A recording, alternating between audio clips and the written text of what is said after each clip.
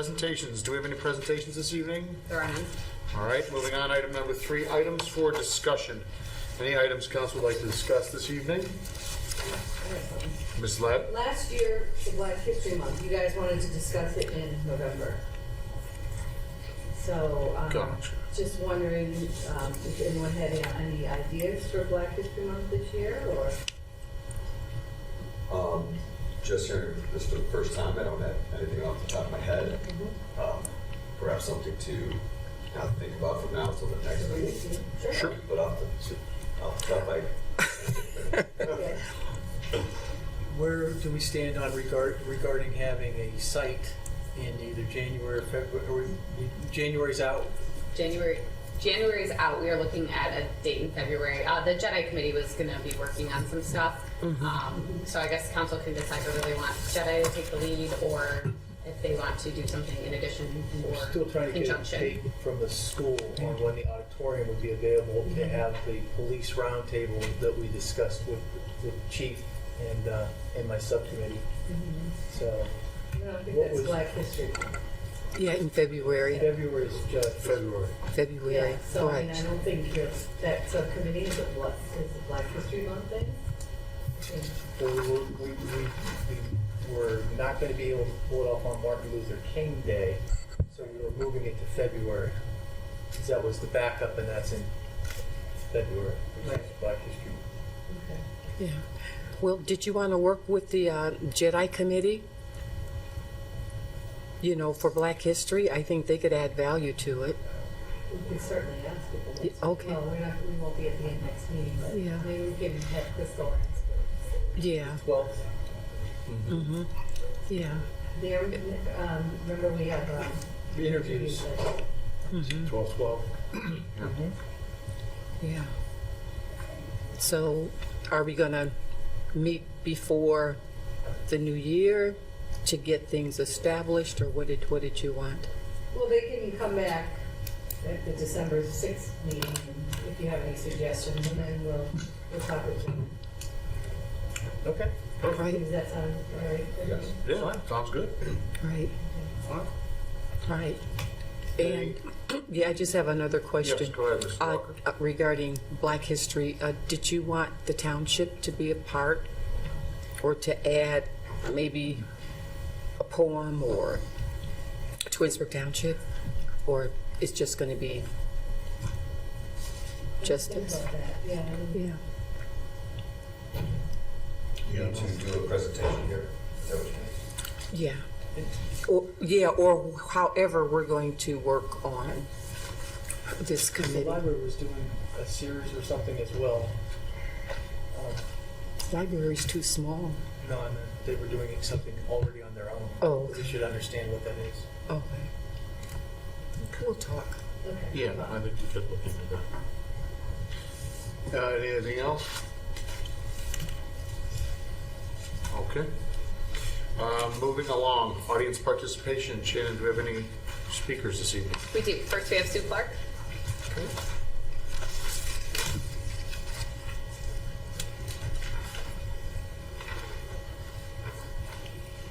Good evening, Council. Evening. Sue Clark, 9845 Crestwood Drive, Mayor, Law Director. I had a chance to read through the RFQ for the zoning code and wanted to share one concern that I have under 1103.3D of the zoning code. Is there to be a public hearing, and I do not see that in the timeline presented on page 5. Should it be added? I don't want to shut off from the back, but I can talk specifically about that. Okay. That's going to be up to the contractor, whoever, to set all the communications. There's going to be more than one public hearing. Okay, So all that right. will be set, and we couldn't put it in a timeline because we don't know. Okay, thank you for that. Thank you, Mark. I also wanted to thank you guys for posting it on the website and making it easy to find, because that was great. I mean, you could just click on it and read it. I've also been reviewing the zoning code for a while, so if there's any way that I can help, I'd be glad to do that. I want to thank you guys again for posting it, and have a wonderful Thanksgiving. Thank you, Okay, Sue. thank Happy you. Thanksgiving to you as well. Shannon, anyone else? Next, we have Steve Hummel. Mr. Hummel? Steve Hummel, 2500 Old Mill. Congratulations, Mayor Scafidi, on your win. And Thank you. Council, Law Director. I want to talk a little bit about Old Mill and what we're trying to do with working with the Soil Conservation Service and the Ohio EPA. Right now, Lynn Clark has been trying to get meetings together on some of the technical issues that we perceive to be need to be looked into. And at this point, we're meeting resistance from both of these organizations because the city does not, according to that, well, I shouldn't say this, the city has to participate in a meeting in order for us to speak to them at a meeting. And they'd both be willing to be at a meeting if the city were involved in that. So I don't know what the status is on that. There's some things I'd like to discuss there. And, I don't know if it's because of the lawsuit or whatever. The residents certainly didn't want to have to get into a lawsuit with the city because we're worried about the conditions on Old Mill. That was the last thing we ever wanted to do. What we want to do is feel that we have a safe place to live, that we have safe drinking water, and that we don't have to have a nightmare of traffic along Old Mill. And these are some basic things that I don't think anybody would want to have problems with here, And so that's where we're at. I mean, personally, we never got a plan B on drinking water. I really don't want city water. We have excellent water. I don't want fluoride in my water. I don't want chlorine in my water. I don't want microplastics in my water. I sit on a 40-acre conservation easement with a 30-acre well. And those are the things I don't want. God bless technology, but I like my water the way it is. And see, we have not been addressed on that at all. I have a right to decent water. So that's something that I think we still need to address and look into. We don't have experts in the city on groundwater, and that's okay. That's what outside consulting's for. So these are all some of the issues. A couple other things. I don't like to look at Old Mill as it's a piece of plywood like the table that we're just going to plop buildings on and run some water through and it's done. It's a dynamic situation, requires technical expertise to figure out the best way to handle this. And that's all we've ever wanted. We've wanted it to be looked at in that fashion. And I think the residents deserve that. And the city deserves that.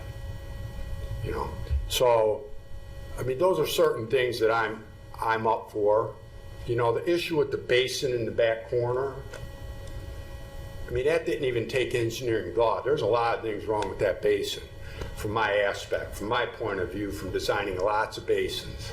But a real simplistic thing there is you can't truncate the plans that were approved, and I'm not knocking that you guys approved plans. You're given expertise from the city and elsewhere to say that they were all up to snuff. But I say they're not up to snuff. I say that that basin is not up to snuff, not only because of the design aspects. I could have went through a whole litany of things. That's not what I was trying to prove when I gave Amy Moore that 27-page report that I did. I wasn't trying to look at his calculations. What I was trying to say that the design assumptions were wrong. Right off the get-go, they didn't look at everything upstream properly. That was simple. But the other issue is at the other end of the pond, where we have the discharge. Now, we have an emergency spillway discharging onto Kevin Brown's property. We have a principal spillway discharging into Chet Stur's property. Now, both of those structures, principal and emergency, do not have what I would consider the necessary stormwater easement granted to them. 1 minute. See, that's an issue. When you look at them plans from a technical aspect, and you look at how it's jammed into that corner and where that basin sits, the engineer, the design engineer, didn't grade it into the properties leaving. Now, when we did landfill design, you would grade that all in. You have to match the contours. They didn't do that. It just ended there and it ran in Kevin's land, and what's going to happen is that discharge, if we have an emergency event, is just going to go overland flow through Kevin's property, and it's going to erode its way down to that creek because it's going to meet the path of least resistance. We don't allow for erosion to occur. You have to take care of that. That means Kevin has to grant an easement for that basin. Same with Chet. The principal spillway discharges right at the edge of the property on the top of a steep embankment. Now that steep embankment is not a receiving stream.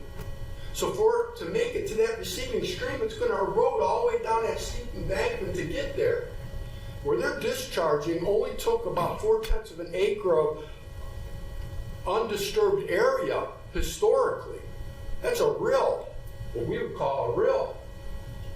Now that is not sufficient. These are the things I wanted to sit down with the SCS and Ohio EPA and discuss this.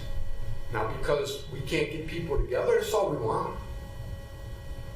You know, if I was Chet or Kevin, nobody'd be building a basin in that corner without some serious configuration.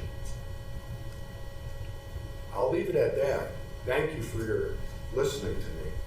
Thank you, Mr. Hummel. That's all we have this evening. All right. That brings us to pending legislation. We'll start this evening with Ordinance 91, 2022. This is the ordinance for the dedication of Whispering Woods Phase 3 subdivision. This has been read 3 times. There are still some issues that need to be worked out, so we are going to be passing over it this evening to allow the engineer and the developer to get together and sort out a few more details. But that has been read 3 times. Ordinance 96, 2022 is an ordinance to enter an agreement with Reminderville for dispatch services. I'm sure that there is some discussion on this. Anybody would like to start us off? I'll start. Okay, Mr. Post. I'll start. I know that originally we talked about this being a 3-year, and I was all for a 3-year agreement because I want to make sure that we continue to have our partner, and so, and I want to make sure that we do keep a good relationship with our neighbors. And I know that we just moved it to a 2-year just so we could talk more about it. I did agree to the 2-year, but my initial thought was I'd rather have I said this to some of you, I'd rather have an 8 or 10-year contract, knowing that we're gonna, have a long-term partner and a long-term growth and make it work for all of us. So I just hope that in 2 years that we work to still be a good neighbor. That's all I'm saying.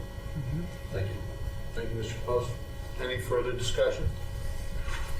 Mr. Fury? We've had internal discussions and I've talked about this at length, so I think the 2-year contract is a good compromise. I appreciate Mayor Scafidi working with me on that, and I think it is important that we look at what our costs are. As an example, we're in a contract with RITA that makes sure that all of the entities that RITA provides that service for pays their fair share. Is that correct, Sarah? The income tax collector? Yes. Right. Yes, that's right.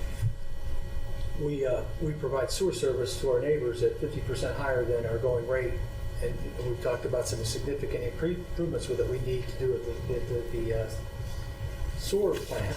So again, we need to be cognizant of those rates, but since for as long as I've been in Twinsburg, if you were in a township or Reminderville, you paid 100% more for a tap-in fee and 50% more a month, which is still lower than the majority of people's sewer bills elsewhere.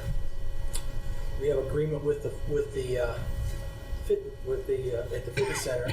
We charge our non-residents a higher rate than we do for our current rate, and Jen Benson today is telling us that we have a surplus in the fitness center. We used to supplement that between $350,000 and $500,000 per year. Jen Benson's done a fantastic job of bringing our costs down and making that entity fit into our budget to where actually we're showing, our goal is to break even, so we have a slight surplus at this point. Where I'm going with this is every agreement I think that we are either part of or entered into that provides our services, other than this one that I'm aware of, cover our costs or are sold at a premium because we are the entity.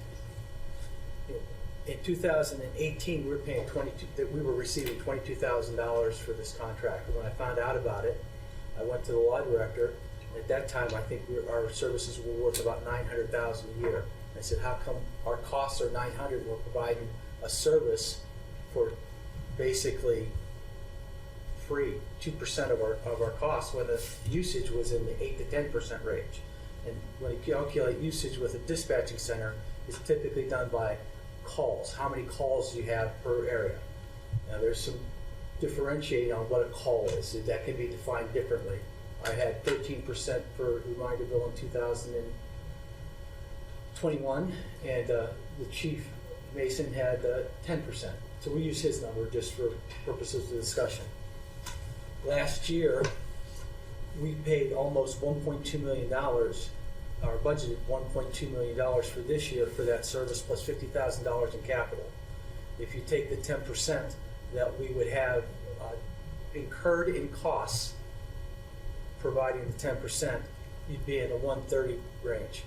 This coming year, our budget's going to rise because we have an additional $250,000 capital, and our employee entity budget is 1.35. So we're looking at in excess of $1.5 million a year that the city's going to pay.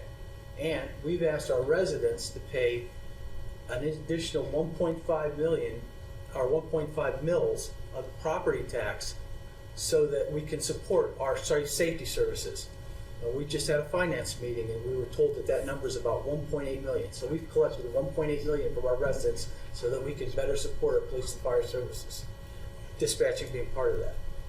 I'm simply saying that I don't want to enter into a long-term contract where, although we were getting $78,000 in 2019 and 20, where we went from 20 to 78 to the 80s, so that $60,000 range that we collected, or about $160,000, I don't understand why, if we were able to raise it that much and still not capture our costs, why we can't look at it again and enter into an agreement similar to the fire contract, where capital and actual costs are part of the formula.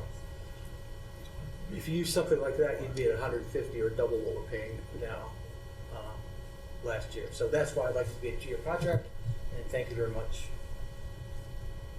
Okay. Did you have something, Mrs. Leiter? I just thought Go ahead. the discussion should be with everybody, not just select individuals, so that was my thing. I think everybody, all of council should be in all of these discussions. So we all have the same understanding. Right. Certainly fair. So I think I'm comfortable with the contract in 2 years with these reasonable increases. I suppose, as we discussed at finance, not kicking the can down the road, that this pressures us a little bit as a legislative body to address these issues collectively together, to come up with a compromise between perhaps undervaluing our services and providing a fair and equitable service to our neighbor, and continuing a positive relationship on that front. So I think there is certainly more discussion about this as a 2-year contract in its current form. I personally don't have any issue with it. I do like the idea of addressing what our true costs are and what dispatch services are currently marketable for. There are dispatch centers and regional centers that were not available years ago when this contract was entered into.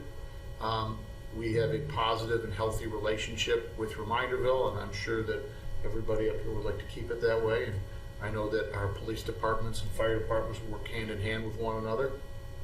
So, again, I guess that the 2-year contract maybe forces our hand a little bit to actually address this and sit down with all the interested parties and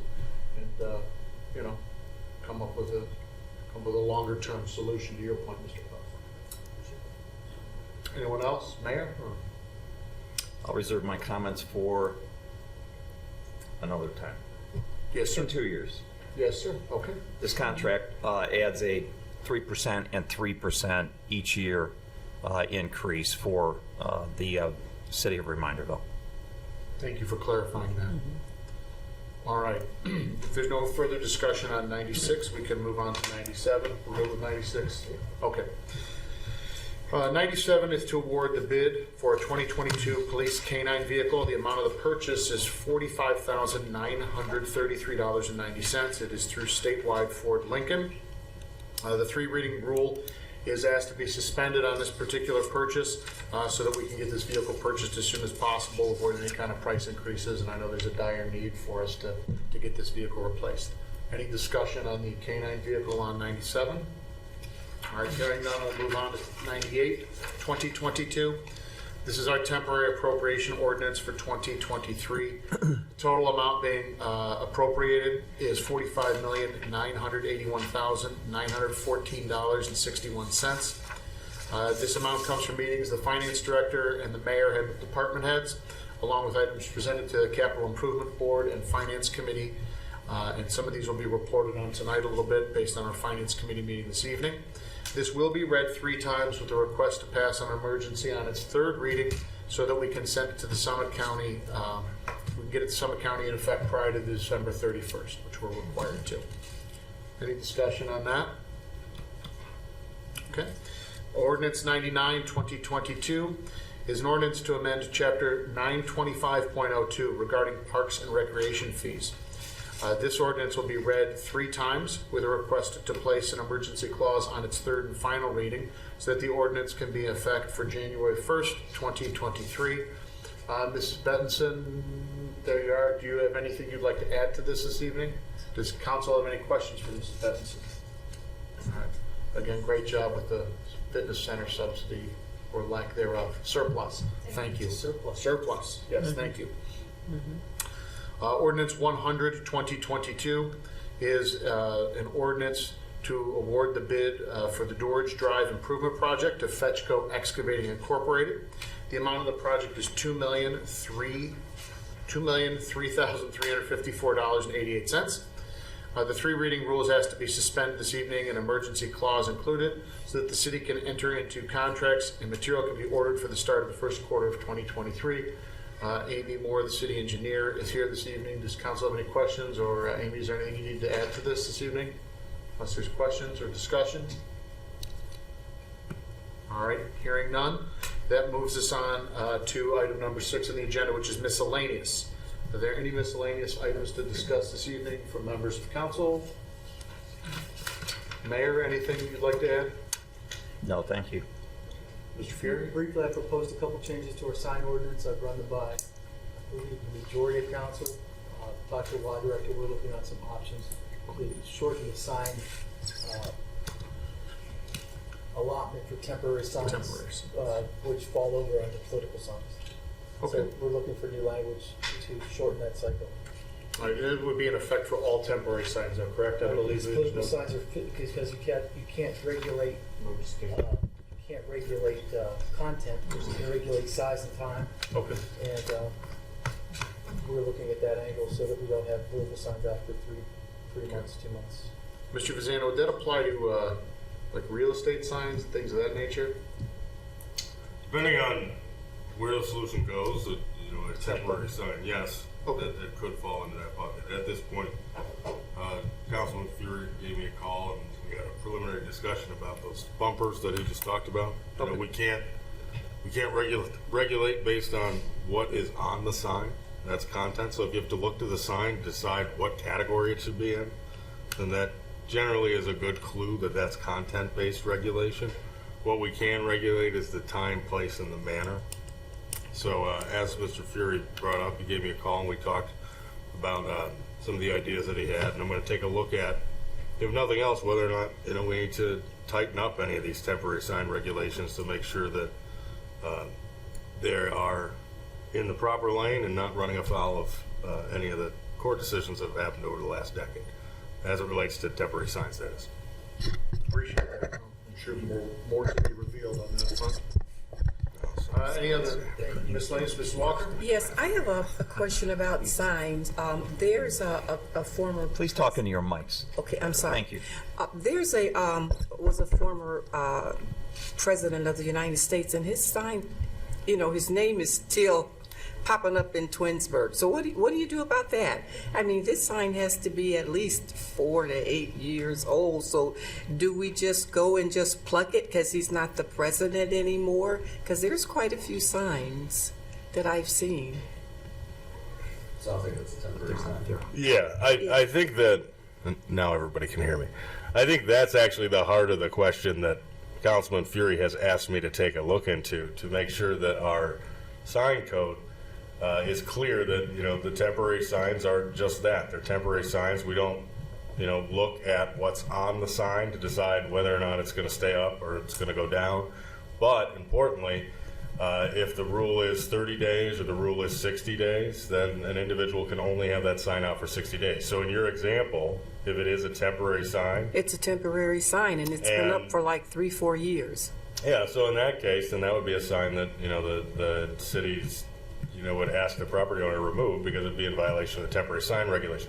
But importantly, it's not because of what's on it. It's because it would violate the temporary sign regulations within the city. And I think as of right now, we have 60 days, if I understand it correctly. But again, I'm going to do a deep dive on that and just kind of bring back some ideas for council to consider. And, we can have a much more robust discussion at that point, Councilwoman Walker. Okay, thank you. But I want to add to that, though. It doesn't matter what we put in, we don't follow it. So I want to make sure that, to your point there, if there is a sign there, that it is being followed, right? And whose responsibility is it? And once you create this, there needs to be a guideline that if it's the building department, then the building department needs to pull that sign out. That's the key, is that we make a rule, let's make sure we follow it. Sure. The laws themselves need an enforcement prong. You can let the sign notice be any number. If it's going to sit there for 4 years. It's Yeah, sitting 4 years. I've been seeing it. So let's make sure we have follow-up. Yep. Good discussion. Thank you. Any other miscellaneous? All right, hearing none, we will adjourn the caucus meeting at 7:27 p.m. And why don't we give everybody a few minutes? I know we got some presentations, so reconvene here at 7:35.